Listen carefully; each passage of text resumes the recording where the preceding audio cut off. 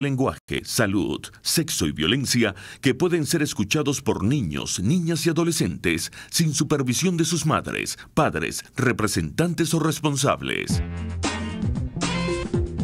En este espacio se habla de la propiedad privada, del Estado de Derecho, de la economía de libre mercado. Se habla de principios y funciones de la libertad en todos los ámbitos de la vida nacional. Aquí se habla libertad. RCR presenta Aquí se habla libertad con Rocío Guijarro y Víctor Maldonado. Muy buenos días, queridos oyentes de Aquí se habla libertad. Sean todos bienvenidos hoy, lunes 8 de julio. Comienza la semana y bueno, el calorcito ya, aunque ayer llovió, creo que llovió bastante. Hoy tenemos un invitado. Está el profesor Víctor Maldonado ya conectado, pero vamos antes de darle la bienvenida a nuestro invitado especial, el profesor Martín Krause, queremos agradecer en la Dirección General de la Estación a Jaime Nestares, en la gerencia de producción a Willy Zarcaya, en la producción Catherine Manzano. Hoy en los controles tenemos a nuestro amigo Ian, que nos está apoyando. Y en la conducción, como siempre, con ustedes, queridos oyentes de Aquí se habla libertad, Víctor Maldonado y Rocío Guijarro. Y les recordamos que se pueden contactar con nosotros porque RCR 750 es la radio que se ve a través del teléfono 0212-482-9750, por el Dilo 3456, que tiene un costo de $1 más básico más IVA, el Twitter y Periscope RCR750 y por rcr.tv, que ya está nuestra comunidad allí conectada. Víctor, ¿cómo estás? Hola Rocío, ¿cómo estás? Bien, gracias. Bueno, esperándote. Mira, Víctor, tenemos aquí una sorpresa bien chévere, que es el profesor Martín Krause, quien nos visita esta semana con diversas actividades para presentar el índice de calidad institucional y otros temas. Y el profesor, bueno, para nuestra audiencia, Martín Krause es de Argentina, ya lo van a escuchar cuando hable, profesor de Economía de la Escuela Austríaca de la Universidad de Buenos Aires, profesor de la Universidad Francisco Marroquín, y también es profesor del doctorado en la Universidad Suiza o algo así, Martín, que ahorita no me acuerdo cómo se llama. Bueno, escribe, ha publicado libros, uno de sus libros que más queremos en CEDICE porque es la base de nuestro programa de economía para jóvenes y niños, que se llama Economía explicada a mis hijos, y otros ensayos que pueden encontrar además a través de un blog que tiene muy interesante con artículos que se llama El Bazar. El Foro y el Bazar. El Foro y el Bazar, sí. Que está dentro de la página de la Universidad Francisco Marroquín, ufm.edu. Ahí pueden conseguir, porque de verdad que yo lo sigo, Martín, y me encantan tus artículos. Entonces, Víctor, este es nuestro invitado especial del día de hoy. ¿Qué te parece? Bueno, un lujo, y qué bueno que bienvenido a Venezuela, y qué bueno que sigamos reflexionando sobre algo que a la larga deberá convenirnos y a la corta tiene que preocuparnos, que es el deterioro agudo e insostenible de la calidad institucional de nuestro país, y bueno, y también ver cómo está todo el continente. Yo creo que valdría la pena comenzar precisamente por eso. ¿Qué mide el índice de calidad institucional? Bien, bueno, muchas gracias, Víctor. ¿Qué tal? ¿Cómo estás? Y este es un indicador que empezamos a hacer hace unos 12 años, después hemos recogido datos 10 años más atrás, que lo que trata es de evaluar, bueno, como su nombre lo dice, la calidad institucional. Es decir, no busca medirlo, porque yo no creo que podamos medirlo, pero sí trata de mostrar cuál es la posición relativa de 190 países en todo el mundo. Y lo que parte de la base de un concepto que todos nosotros, en cualquier sociedad, digamos, tenemos dos caminos a través de los cuales buscamos, expresamos nuestras preferencias y buscamos alcanzar nuestros objetivos. Uno es el camino del mercado y el otro es el camino de la política y el Estado. Entonces lo que hacemos es evaluar, o sea, el principio acá es que para poder satisfacer más necesidades, eso lo vas a poder hacer cuando hay instituciones de buena calidad. Entonces evaluamos la calidad de las instituciones de mercado por un lado y la calidad de las instituciones políticas por el otro. Y con eso hacemos el indicador. Fíjate, Víctor, Martín este año enfocó el índice, siempre lleva como un foco en el artículo que inicia este índice de calidad institucional, que él ya nos irá contando un poco qué es lo que mide, cuáles son los países que están mejor posicionados, etcétera. Pero él, la introducción del índice habla de que las instituciones son un freno al populismo, ¿no? Así es, sí. Y por allí elaboras un poco, sí. Cuéntanos por qué llega a esa conclusión en este índice que así es, porque del 2019. Fíjate que el populismo es la antítesis de las instituciones, porque otra forma de describir esto de instituciones sería decir en forma simple, son límites al poder. Eso es lo que las instituciones son. Y el populismo tradicionalmente ha descreído de eso. El populismo cree que tiene una relación, un líder carismático tiene una relación directa con las masas, y con el solo hecho de tener una mayoría circunstancial en un determinado momento, cree que eso le da el permiso para hacer cualquier cosa.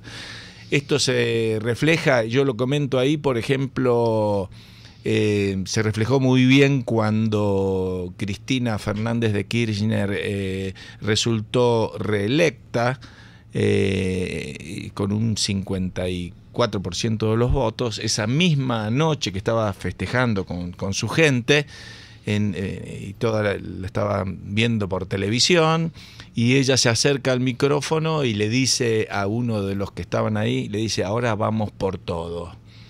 Y esa frase refleja un poco la creencia del populismo. Tengo el 54, pero voy por todo. Voy por el 46 restante, tengo derecho a ir por todo. Y claramente el concepto de república es el del poder limitado. Es decir, ¿para qué? Para que se puedan respetar incluso los derechos de las minorías. Pero eso es algo que el populismo en general nunca ha respetado ni ha comprendido, porque cree, como te decía antes, que simplemente tener una mayoría le habilita o le permite hacer lo que quiera. Y la verdad que eso en definitiva no es así, ¿no? Sí, bueno, sí, continúa.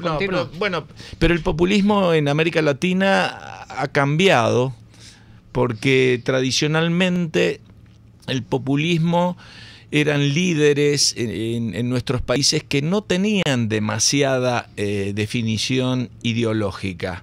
Es decir, líderes como Perón en Argentina, o como Paz Estenssoro en Bolivia, o Getúlio Vargas en Brasil, eran líderes que hacían un culto del poder, por supuesto, y de acumular poder y de reelegirse, pero no tenían mayor contenido ideológico, y seguían básicamente unas recetas económicas, de política económica, que eran aquellas que venían sobre todo de las doctrinas de la CEPAL.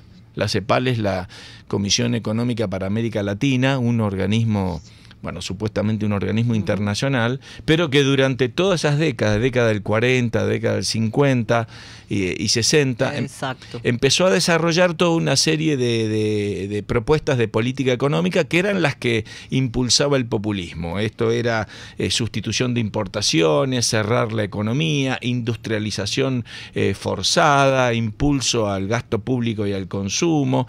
Bueno, todo eso era impuestos y el compre venezolano. Aquí se llamaba el compre venezolano. Bueno, eso era lo que el populismo adoptó como, bueno, esta es nuestra política económica.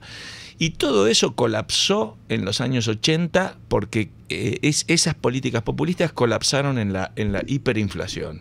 Hiperinflación en Bolivia, hiperinflación en Argentina, en Perú, en Chile, en Brasil. Y entonces ahí el populismo tuvo que como que buscar otra receta o cambiar, porque esto había fracasado.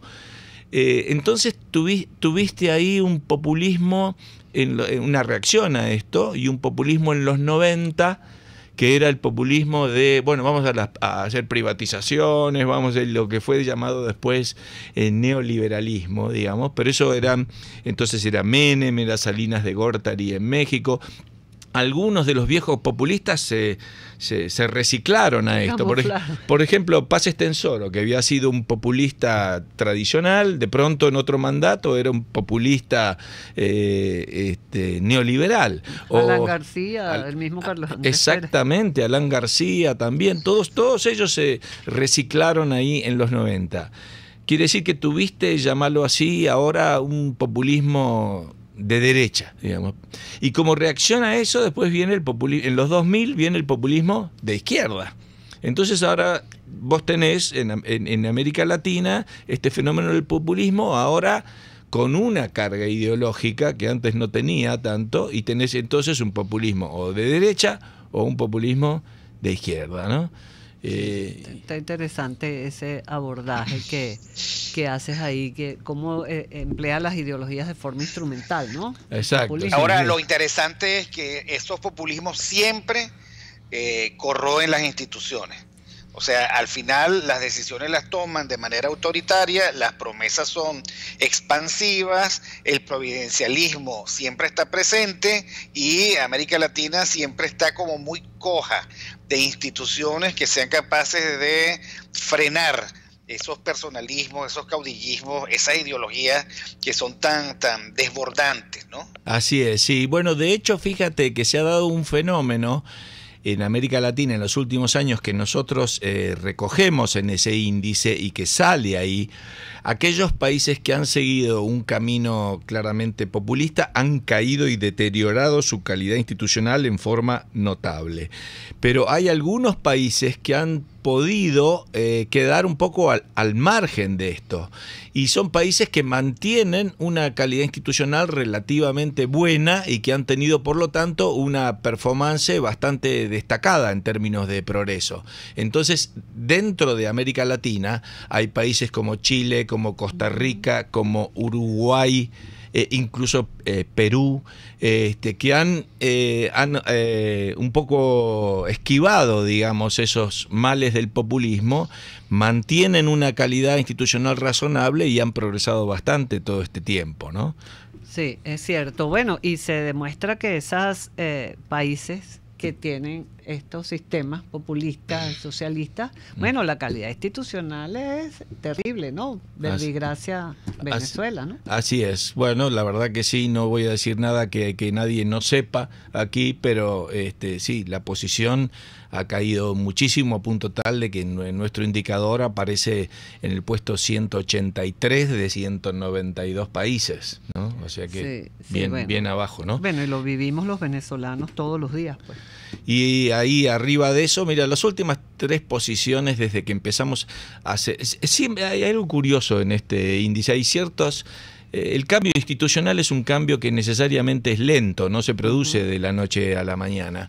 Y nos ha pasado 2 cosas, digamos, en las 2 puntas, digamos, del índice. Hay 3 países que han estado ocupando las primeras posiciones desde que empezamos a hacer esto. Y esos 3 países son, ahora más o menos en ese orden, Nueva Zelanda, Suiza y Dinamarca. Esos 3 países han estado siempre en las 3 primeras posiciones. Y en América Latina hay 3 países que han estado siempre en las últimas 3, que son Cuba, Haití y Venezuela, ¿no? En estos 20 años casi que tenemos de indicador, ¿no? Así que son los opuestos, digamos, pero son países que algunos por suerte se mantienen siempre ahí y otros por mala suerte, digamos, se mantienen siempre. No, por malas políticas, por mala suerte, ¿no? De verdad. Yo creo que al volver, ahorita vamos al corte, pero al volver tal vez sería interesante saber qué hacen los que están en la punta y qué hacen los que están en la cola para ser tan persistentes en la calidad institucional o en la falta de calidad institucional. Vamos al corte y ya regresamos. Okay. Aquí se debaten temas de interés nacional e internacional. Aquí se habla libertad con Rocío Guijarro y Víctor Maldonado. Solo por RCR.tv, la radio que se ve.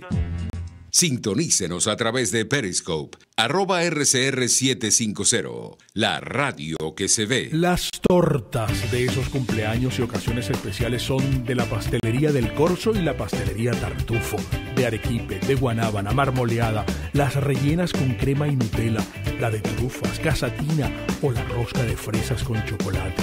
¡Uy, qué rico! Encárgalas aquí 0212-941-1971 o 239-5861. Del Corso y Tartufo. Dos maravillosas pastelerías unidas por una misma tradición. Winston Churchill. Un apaciguador es alguien que alimenta a un cocodrilo, esperando que se coma a otro antes que a él.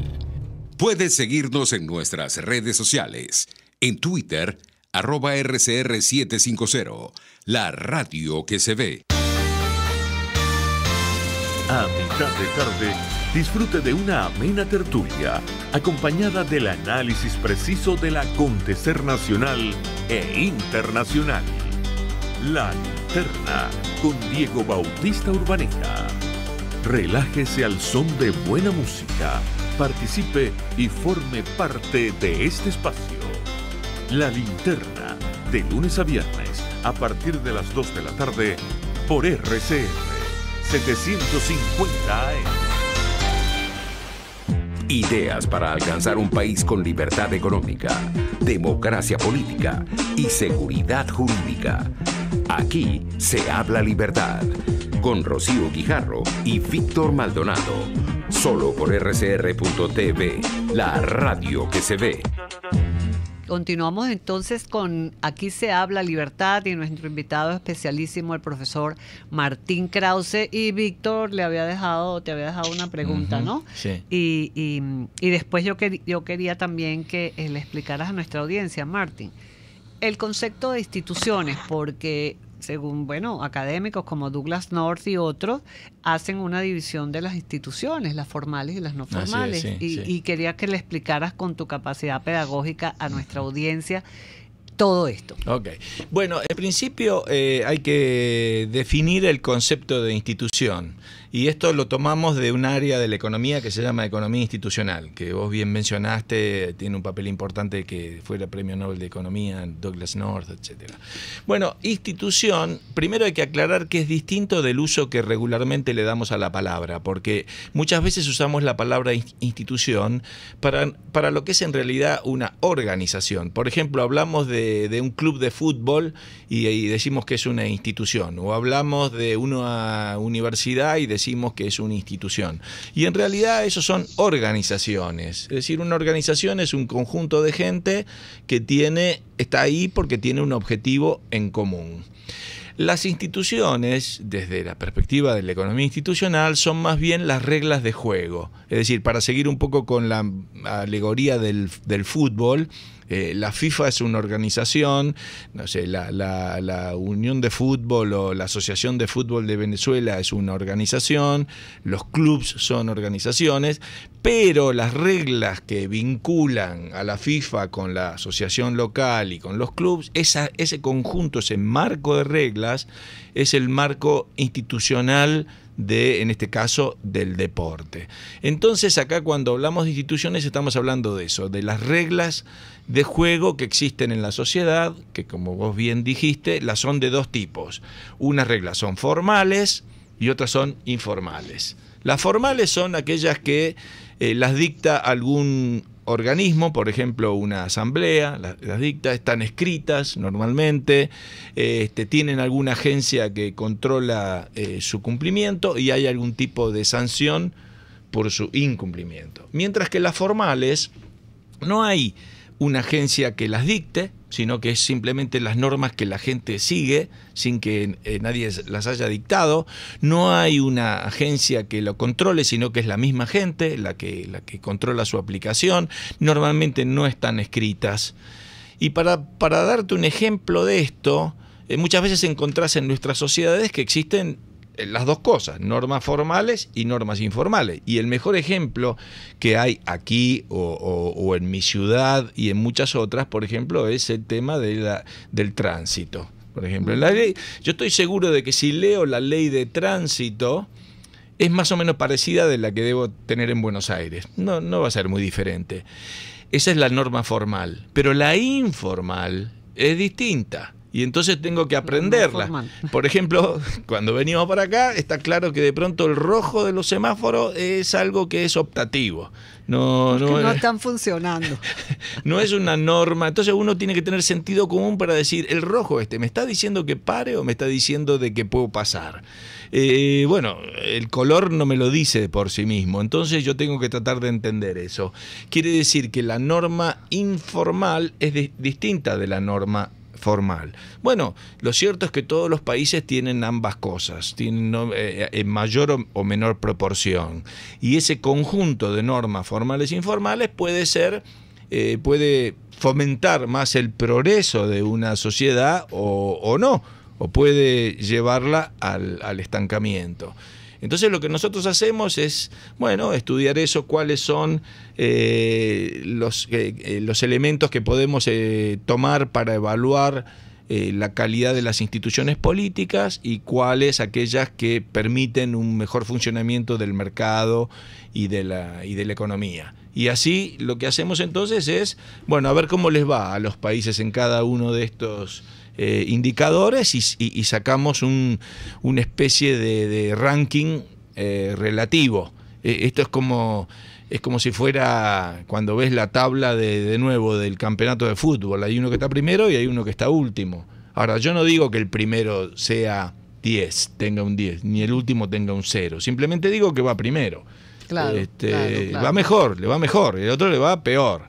Eso es lo que tratamos de evaluar. Por eso era la pregunta de Víctor iba en ese sentido, ¿no, Víctor? De que sí, exactamente. De que, bueno, ¿por qué los que están prácticas, bien? O sea, ¿qué condiciones tiene esa regla del juego que permiten, digamos, que las sociedades funcionen mejor? Exacto. Bueno, vamos a ver eso ahora. Y para eso me voy a remontar. Estos son temas que han venido discutiendo los filósofos y los economistas desde hace siglos, digamos, desde el origen en particular de la economía, ¿no? Y muchas veces uso una frase de David Hume, que era un filósofo inglés del siglo XVIII, quien él tiene una frase muy repetida, que no la voy a decir ahora exactamente como él la escribió, pero básicamente dice que toda sociedad, para progresar, tiene que cumplir con 3 reglas básicas. Y esas 3 reglas básicas son la estabilidad de la posesión, su transferencia por consentimiento y luego honrar la palabra. Es decir, lo que está diciendo en un lenguaje más moderno, está diciendo, mire, acá lo que hay que hacer es respetar el derecho de propiedad, respetar la libertad de hacer contratos y transferir esa propiedad, y luego tener una norma moral de cumplir la palabra empeñada, ¿no? Y eso básicamente son 3 reglas, uno diría, bueno, muy simples, pero al mismo tiempo tan difíciles de cumplir en nuestras sociedades, ¿no? Pero lo que está hablando, a esto habría que agregarle algunas otras. Hay muchas que conocemos. En el ámbito de la política son muy básicas. Son, bueno, la división de poderes, la renovación de los mandatos, la independencia de la justicia, la libertad de prensa, como un poder también que controla al poder político. En el ámbito del mercado son, bueno, el respeto a la propiedad, a los contratos, al establecimiento de precios, la existencia de una moneda sólida que permita realizar intercambios, que no haya trabas para ingresar en ciertas actividades y poder desarrollarlas. Esos elementos son elementos básicos que nosotros evaluamos a través de ciertos indicadores y tomamos en cuenta entonces cuál es la posición que cada país tiene en uno de ellos, ¿no? Pero esos son, digamos, los elementos básicos y fundamentales. Oye, qué interesante todo esto, esta clase que nos está dando Martín, ¿no, Víctor? No, totalmente. Yo creo que al volver todavía nos quedan unos 2 minutos. No, todavía nos quedan sí, unos minutos. Digamos que si algo tiene el populismo que afecta precisamente la calidad de las instituciones es que es capaz de ofrecer lo que puede cumplir y lo que no puede cumplir. Y los pueblos populistas son capaces de aceptar lo que es posible de recibir y lo que sería imposible de recibir porque afecta el futuro, ¿no? Y yo creo, por lo tanto, que tiene muchísima densidad y muchísima profundidad, eso de solo puedes, digamos, ofrecer lo que con sensatez tú al final puedes cumplir, ¿no? Sin tirar al país por la borda, ¿no? Volviéndonos a David Hume. Sí. Así es. Bueno, en el campo, lo que dices en el campo estrictamente económico, se refiere a que los recursos son limitados y por lo tanto hay ciertas cosas que puedes hacer y no puedes hacer mucho más de los recursos que tienen. El populismo se ha caracterizado en América Latina durante toda su existencia en generar básicamente un descalabro de las cuentas fiscales, porque aumenta el gasto público en base a promesas de esto o de aquello que hace a la población y que con eso busca su apoyo también, y nunca ha tenido una política fiscal prudente, digamos, de manejarse con los recursos que están disponibles. Entonces, en el tiempo termina despilfarrando los recursos y, en última instancia, volviendo a la sociedad más pobre de pronto de lo que era antes. Entonces, esa promesa inicial de que con esto vamos a vivir todos mejor, a la larga termina siendo vivimos todos peor. Claro, que es bueno. Esta situación en nuestros países, pues ya nos contarás también de Argentina, Ajá. de cómo está la situación allí, y bueno, porque Argentina está mejor situada que Venezuela en el índice. ¿Ha recuperado o no ha recuperado calidad institucional? Porque bueno, como tú bien decías, Venezuela nada que recupera hasta que no salgamos de esto y se de verdad se logren unas instituciones fuertes, ¿no? Para poder encaminar el país hacia el progreso y el bienestar, que es lo que todos deseamos, ¿no? Pero bueno, ya... Pero vamos al corte, Rocío. Vamos al corte, pero nos quedaban como 2 minutos, porque es a las 11:30, Víctor. Creo que tienes tu reloj adelantado. Ya vamos al corte de las noticias y regresamos de nuevo en Aquí se habla libertad con el profesor Martín Krause. Aquí se debaten temas de interés nacional e internacional. Aquí se habla libertad, con Rocío Guijarro y Víctor Maldonado. Solo por rcr.tv, la radio que se ve. Puedes seguirnos en nuestras redes sociales. En Twitter, @RCR750, la radio que se ve. ¿Te gusta lo natural? Tu Cocada Express El Paraíso. Allí podrás disfrutar y degustar los beneficios del coco, agua de coco, aceite, helados, dulces y la mejor cocada de Caracas. Con los toppings de tu elección. Estamos en la avenida Páez del Paraíso, frente al Parque Naciones Unidas. Síguenos, @Tu Cocada Express. Tu Cocada Express El Paraíso. Como tú la quieras. ¿Eres pintor, escultor, tallas en madera o te dedicas a las artes plásticas? En Ávila Gallery recibimos tu obra y le damos el trato que te mereces. Estamos en el lobby del Hotel Ávila de San Bernardino. Síguenos por @Ávila Gallery 1 o llámanos al 0414-127-4060. Ávila Gallery, tu centro de arte moderna. RCR 750 AM, porque lo bueno une.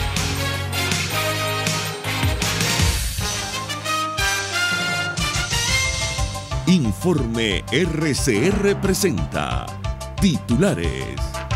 La Iglesia espera seriedad durante los encuentros entre representantes del presidente interino Juan Guaidó y del presidente Maduro en Barbados.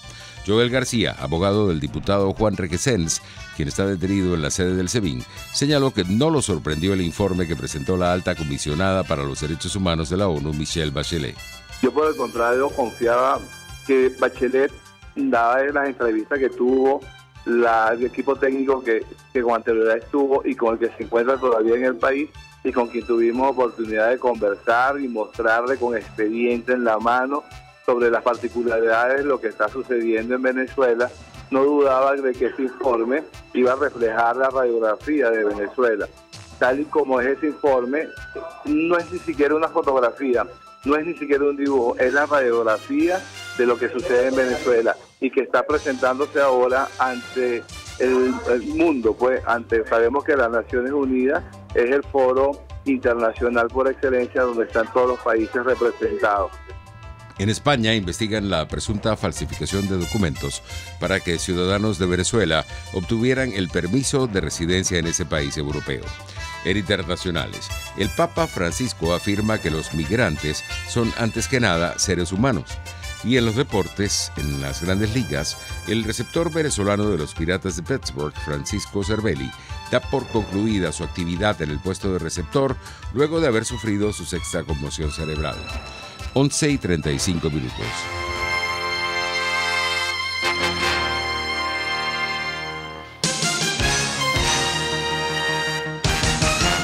Puede seguir nuestra programación a través de rcr.tv, la radio que se ve.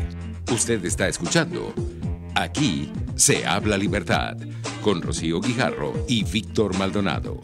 Síganos en Twitter y Periscope, @RCR750, la radio que se ve. Y continuamos con Aquí se habla libertad y nuestro invitado especialísimo, el profesor Martín Krause, profesor de la Universidad de Buenos Aires, profesor de Economía, también de la Universidad Francisco Marroquín, y quien nos visita esta semana para presentar el índice de calidad institucional en varias instancias. Por cierto, el viernes, para las personas que estén interesadas, a las 11 de la mañana en la sala multiusos de FACE de la Universidad Central de Venezuela, estará el profesor Krause presentando el índice de calidad institucional y el tema de la educación como una institución para el progreso y el bienestar, Víctor. Entonces tenemos ahí y otras, también tendremos la posibilidad, el profesor Krause, que ya nos hablará después, es fanático de el escritor admirado, espectacular Jorge Luis Borges, y bueno, y lo vamos a aprovechar también porque ha escrito además ensayos sobre Jorge Luis Borges, para que nos hable también de la vida del escritor. Entonces vamos a tener dos espacios culturales para que también comente sobre este escritor tan admirado y tan agudo, ¿no? Ajá. Siempre, sí. Muchas gracias. Entonces, no, de verdad que los que estén interesados pueden llamar al 0212-571-3357, 0212-571-3357, para que participen en alguna de las actividades del profesor Krause. Y bueno, habíamos quedado entonces en el tema de tu país, Ajá. Argentina, cómo está en el índice y cómo si recuperó a partir de calidad institucional. Por supuesto, creo que sí, a partir del gobierno del presidente Macri, luego de que había venido sufriendo la destrucción de sus instituciones con el anterior presidente, ¿no? Sí, así es, eso ocurrió. Argentina venía siguiendo el mismo camino que todos los países afectados por el populismo, y venía cayendo en términos de calidad institucional hasta haber alcanzado un puesto, creo que la peor posición fue entre 135 y 140 más o menos de los 190 países, y a partir de la llegada del gobierno de Macri empieza a recuperar algo de terreno. En el ámbito de la política particularmente empieza a recuperarlos porque, bueno, ahora hay un mayor grado, por ejemplo, de unas mejoras en áreas tales como la independencia de la justicia o el respeto a la libertad de prensa y a los medios. Incluso también en el ámbito económico, al principio hubo algunas mejoras institucionales, tales como eso de salir del cepo cambiario que teníamos, el arreglar el tema de la deuda. La Argentina estaba en default de la deuda y estaba, bueno, con problemas y con juicios por todos lados, y eso se arregló en el primer año, o sea que eso mejoró la situación desde el punto de vista institucional. No obstante, esas mejoras en el ámbito económico quedaron ahí. Digamos, fue eso nada más que al principio, no mucho más se hizo, y luego todas las consecuencias de 10, 14 o 15 años de populismo cayeron y explotaron el año pasado. O sea que la Argentina no ha mejorado mucho más que eso en el ámbito de las instituciones económicas. Ha tenido más una mejora en el ámbito de las instituciones políticas que las económicas, ¿no? En algún momento he hecho una comparación, por ejemplo, entre dos vecinos que son Argentina y Paraguay. Están más o menos en posiciones muy, muy parecidas. Pero Argentina ha mejorado más en las instituciones políticas que en las económicas, y Paraguay al revés. Ha mejorado más en las económicas que en las políticas. pero los dos están muy parejos. Pero la verdad que está claro que desde el punto de vista institucional, en la Argentina las cosas han cambiado. La independencia de la justicia ha permitido avanzar en todos estos hechos de corrupción que se dieron a conocer en los últimos años, cosa que no hubiera ocurrido obviamente dos años o 3 o 4 años antes, y eso ha mejorado entonces el funcionamiento de la justicia. Como te digo, ha mejorado también el de la prensa, donde ahora hay un gobierno digamos independiente o neutral respecto de la prensa, mientras que antes había un constante avance sobre los medios periodísticos. O sea que eso ha habido claramente. Y después hay un gobierno que es bastante independiente respecto de la justicia, en el cual no se mete. Como debe ser, pues. En eso, ¿no? Entonces ahí sí ha habido mejora. El tema económico, como te digo, no tanto, salvo eso que pasó al principio, y luego un problema que es el haber adoptado una estrategia que gradualista para enfrentar problemas que eran estructurales, ¿no? Y entonces eso duró durante 1 año y medio o 2, y de pronto todo el costo de eso se te vino encima. Eso sí. Víctor. Sí, estaba pensando mientras ustedes conversaban. Bueno, Uruguay es un país gobernado por el Frente Amplio, en donde están los Tupamaros, el Partido Comunista, etcétera, ¿no? Sí. Y uno aprecia, digamos, una economía muy agotada.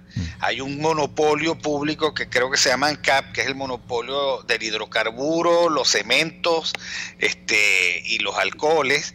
Y sucede que Uruguay paga la gasolina, como ellos lo llaman, la nafta, más cara de América Latina y la 7ª más cara del mundo. Y efectivamente la parte política está muy bien, pero el mercado viene, digamos, acumulando déficit, no hay forma de resolver el sistema previsional. ¿Cómo eso al final puede afectar la calidad institucional? Bueno, sí, claramente la va a afectar, porque esos costos de alguna forma, digamos, impactan. Y eso nos lleva, digamos, por buen camino. Digamos, si las cosas continúan así, entonces tarde o temprano te vas a enfrentar con algún tipo de crisis económica que va a mostrar la realidad de lo que está sucediendo. Así todo, digamos, hay países en América Latina que muestran que en cierta forma se ha alcanzado algún tipo de consenso respecto del marco institucional en general. Es decir, yo creo que hay países como por ejemplo Chile, Uruguay, Perú, Costa Rica, que van cambiando los gobiernos y el rumbo del país no cambia tanto, ¿no? En cambio, países como los nuestros, es como que vamos 10 años para un lado y 10 años para el otro. No logramos alcanzar ese consenso sobre instituciones básicas que es necesario respetar. Uruguay tiene esos problemas que tú mencionas, pero al mismo tiempo son problemas que no la llevan, o por lo menos todavía, digamos, no la llevan al colapso de la economía, cosa que le pasa a la Argentina. En comparación con Uruguay, es un país que, dada su debilidad institucional en términos económicos, cualquier pequeña tormenta que ocurra, bueno, desata un vendaval. Eso no ocurre en países como Uruguay, como Perú, como Chile. Esos países, es cierto, pueden tener y van a tener sus problemas, pero no están sujetos a esas terribles explosiones o colapsos que afectan realmente mucho el nivel de vida y la calidad de vida de la población, ¿no? Claro. Y tú tienes ahí en el índice de calidad institucional, hay un artículo de un colega que es el presidente de la Fundación Libertad en Nicaragua, ¿no? Que también está pasando pues por un proceso. Incluso nuestro colega está perseguido, está exilado, está afuera, con mucho ánimo de regresar a Nicaragua, pero bueno, porque ahí hubo también un auge en Nicaragua del tema económico y supuestamente había una apertura y la posibilidad de inversión, y resulta que eso era como una burbuja, ¿no? Que estos señores estaban planificando allá en Nicaragua, ¿no? El otro día me decía Víctor algo con relación a eso. Bueno, pero ahorita no me acuerdo, pero eso, como Nicaragua en algún momento subió en el índice a partir de esta apertura económica que supuestamente tuvo, o mantiene su calidad institucional. Sí, en realidad, mira, tendríamos que chequear, no me acuerdo de memoria la evolución de todos los países, ¿te imaginas? Porque son 190. Son 190, ¿no? Sí, Entonces, por supuesto. Pero está claro que ahí sí puede haber habido una mejora. Hay países que de pronto lo que buscan es mantener algún tipo de control, hasta diría dictatorial, en el ámbito de la política. Como los chinos, ¿no? Claro, pero se dan cuenta de que eso en la economía no va, entonces deciden abrirla. Fíjate, por ejemplo, que en términos de calidad institucional en cuanto a las instituciones de mercado o la libertad económica, China y Vietnam están más arriba que la Argentina. Digamos, tienen mayores grados de libertad económica que la Argentina ahora, ¿no? O sea, son países que tratan de mantener un control autoritario, digamos, claramente de la política, donde no hay funcionamiento democrático o se ven severamente restringidos, pero que en algún punto se han dado cuenta de que el populismo en la economía tampoco funciona, y entonces buscan generar un mayor nivel de libertad económica que permita que la economía crezca, ¿no? Algunos han tenido más éxito que otros en ese sentido. Y la verdad es que desde mi perspectiva todo avance hacia un mayor grado de libertad y por lo tanto de mayores oportunidades para la gente será bienvenido. Ahora lo que estoy esperando es que esos países también lo hagan desde el punto de vista de la política. Es decir, si lo hicieron y avanzaron y mejoraron la calidad de las instituciones económicas, bueno, muy bien, ahora llega el momento de hacer lo que tienen pendiente, ¿no? Sí, fíjate que cuando tú hablabas, Víctor, que siempre lo hemos discutido aquí en el programa, del tema del gradualismo, ¿no? Porque bueno, en Venezuela se está trabajando en el día después, pues, o sea, los actores estamos, bueno, trabajando en documentos, en políticas, en procesos de cómo hacer las cosas para no volver a caer en el fondo, ¿no? Y consideramos, como tú decías, que el gradualismo es una locura, pues sobre todo en un país que va a salir de una crisis, pero tan profunda en todos los ámbitos de su vida cotidiana, ¿no? Y entonces, bueno, el otro día conversábamos aquí sobre el Plan País, que es una propuesta y que apunta, ¿verdad, Víctor?, hacia políticas graduales. Yo estaba pensando aquí, el tema del gradualismo tiene como que dos versiones o dos trampas. El gradualismo provisto por aquellos líderes que no quieren, digamos, ceder poder, y por lo tanto ante la necesidad de tomar medidas como por ejemplo privatizar, dolarizar, deshacerse de las empresas públicas o dejar de controlar el sistema de mercado, dicen bueno, poco a poco, porque si no corremos el riesgo de tal o cual. Eso por un lado. Y el segundo, el gradualismo, que tiene que ver con el miedo a sufrir los costos en el corto plazo, que al final se sufren en cualquier otro momento, pero se sufren y descalabran a los gobiernos y a las instituciones. Entonces esa mezcla es muy dañina, y por eso el gradualismo, digamos, es una falsa receta, bien sea porque nos deja a nosotros en manos de caudilletes o caudillismos o líderes populistas que quieren concentrar poder, o bien sea porque la enfermedad en la economía se agrava hasta hacerla insoportable. Claro, fíjate que en muchos de nuestros países caemos en un ciclo que es el siguiente: viene el líder populista y entonces gasta y le da planes a la gente y eso, y genera un descalabro en las cuentas fiscales, genera un terrible descalabro económico. Luego de que eso se hace evidente, entonces viene un líder, digamos, un poco más sensato, digamos, o realista, y entonces tiene que hacer el maldito ajuste. Digamos, entonces cuando hace el ajuste, y ahí se ven las consecuencias, que son las consecuencias del despilfarro anterior, entonces se generan esos costos sobre los cuales se montan el mismo populista u otro nuevo, digamos, que dice, vieron, ellos vienen por el ajuste, ahora volvamos al populismo, y otra vez volvemos a eso, otra vez volvemos al descalabro económico, otra vez hay que ajustar, y ahí nos encontramos en un un círculo del cual aparentemente no podemos salir.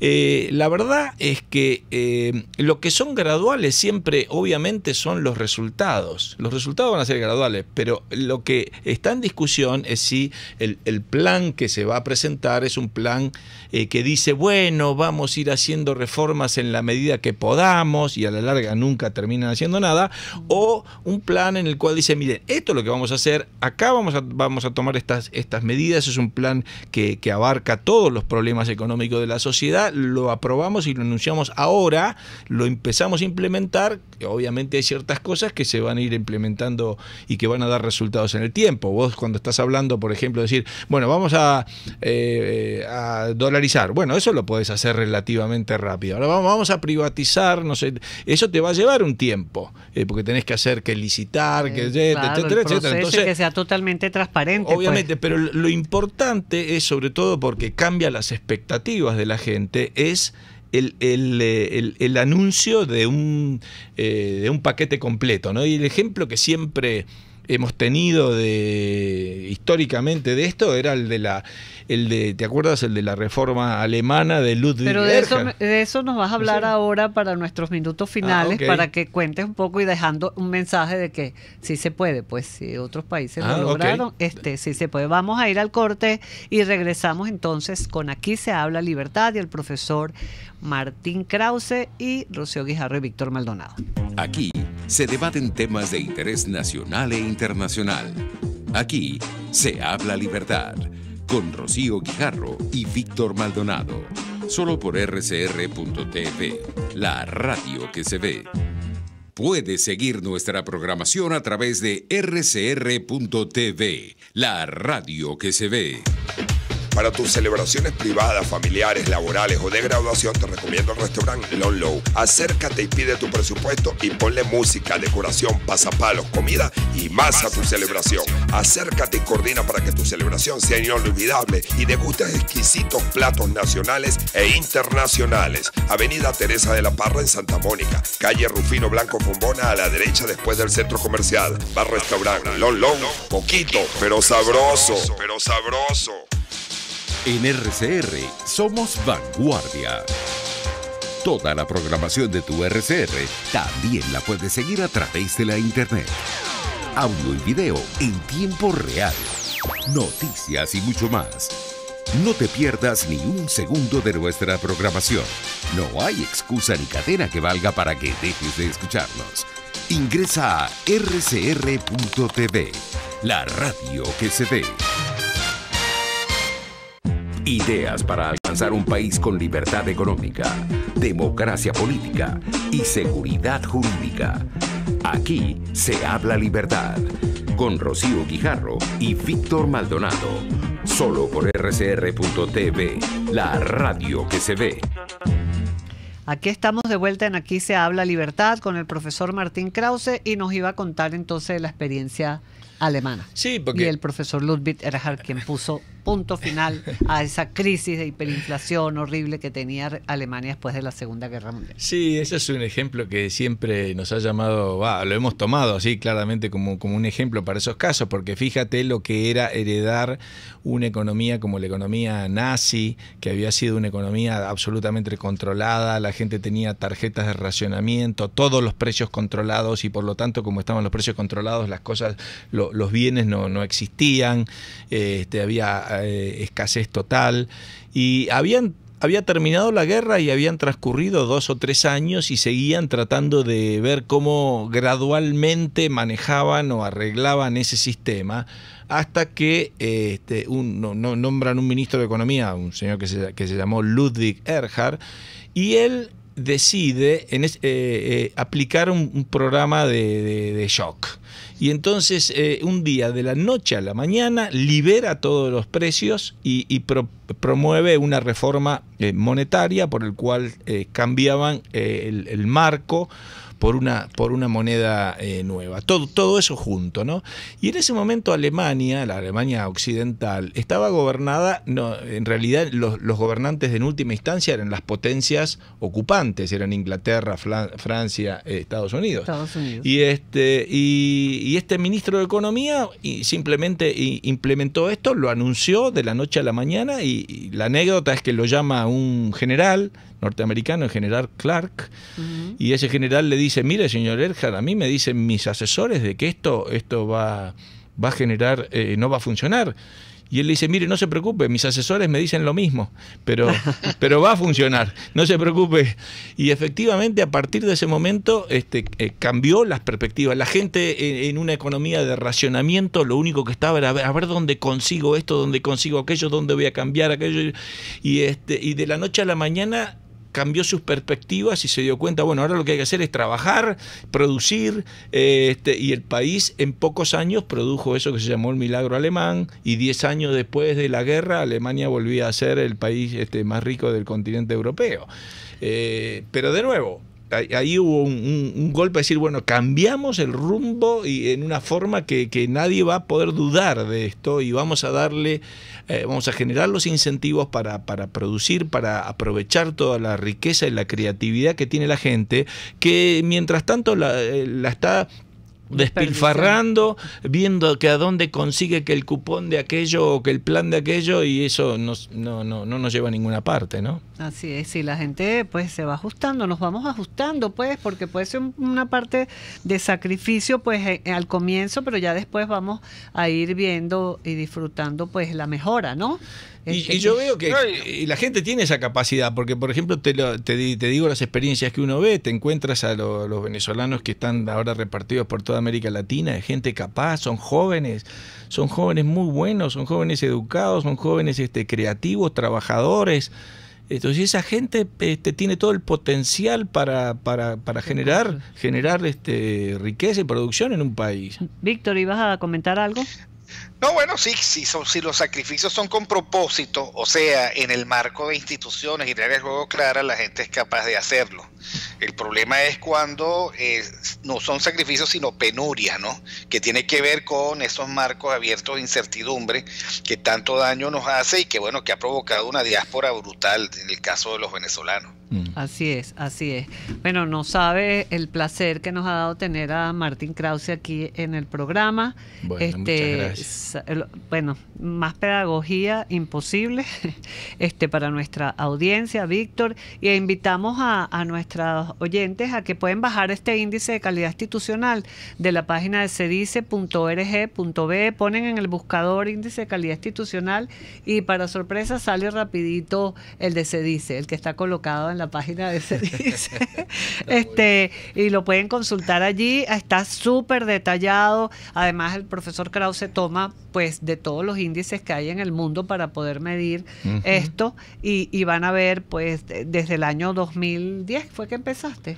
Sí, a ver, espera, no, antes, incluso 2007, 2008 creo, o sea que hay como 10 años o más. Exacto, está todo ahí, la comparación de los años y bueno, por qué los países crecen y por qué otros fallan, ¿no? Y bueno, Venezuela esperemos que logre pronto su recuperación y salir de esta crisis. Como tú dices, hay mucho talento que se ha ido y que esperamos regresen para reconstruir este país, ¿verdad, Víctor? Así es, y así será. Así es. Más temprano que tarde. Así es. Bueno, muchas gracias al profesor Krause, de verdad un placer. Gracias, Víctor. Y aquí concluye, aquí se habla libertad. Rocío, despídenos. Sí, nos despedimos hasta el miércoles, que esperemos que estés ya por aquí presente, Víctor. Bueno, Rezamos. En la dirección general de la estación nos acompañó Jaime Nestares, en la gerencia de producción Willy Sarcaya, en la producción Catherine Manzano, en los controles hoy estuvo con nosotros Ian. Y bueno, aquí se habla libertad, llegó a ustedes gracias a RCR 750, la radio que se ve, y nos encontramos el próximo miércoles. Hasta luego. RCR presentó Aquí se habla libertad, con Rocío Guijarro y Víctor Maldonado, solo por RCR 750 AM y rcr.tv, en Twitter y Periscope, @RCR750, la radio